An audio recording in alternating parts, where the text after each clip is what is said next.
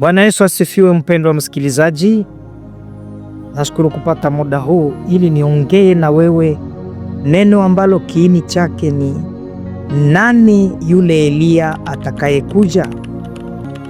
Tumepewa ahadi, tumetabiriwa kwamba Mungu atamtuma Eliya atakayekuja. Ijapokuwa Eliya alikwisha kutumika na alikwisha kutoka tayari katika ulimwengu, lakini Mungu akatabiri tena kwamba Eliya atakuja. Alitaka kuzungumzia roho ya Eliya itakayotumika tena katika siku zijazo.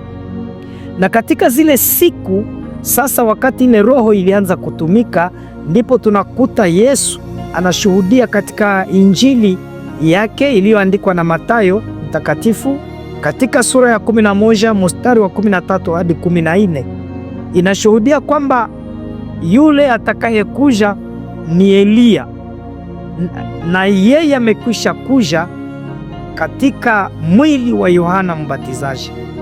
Ni yule roho wa Eliya amekwisha kuingia katika Yohana Mbatizaji, na yeye akatangaza ujio wa ufalme wa Mungu. Na ufalme wa Mungu tunaona kama ulikuja ni ndani ya Kristo Yesu aliye Bwana na Mwokozi wa maisha yetu.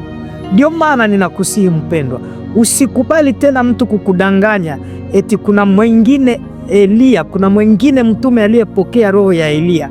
Hapana, ni Yohana Mbatizaji mwenyewe. Na tangu siku zile za Yohana Mbatizaji hakuna tena nabii aliyefika kwa jina la Eliya.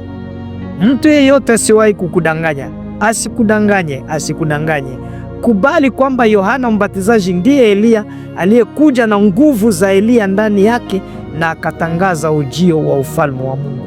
Kumbuka, alitangaza kwamba ufalme wa Mungu umekaribia, alafu watu watubu, wageuke.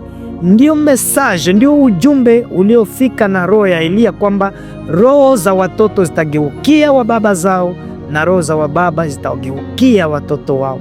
Ni kestio ya kugeuka na kuyaanza maisha mapya, na hii inafanyika wakati tunampokea Kristo kuwa Bwana na Mwokozi wa maisha yetu. Hapana kudanganyika, hakuna fulani aliyebeba roho wa Eliya isipokuwa Yohana Mbatizaji. Basi Bwana kubariki. Mimi ni Pastor Paul Muhombo Muhima. Usisahau kubonyeza kwa kujiabone, usisahau kubonyeza kwa kushare kwa wengine.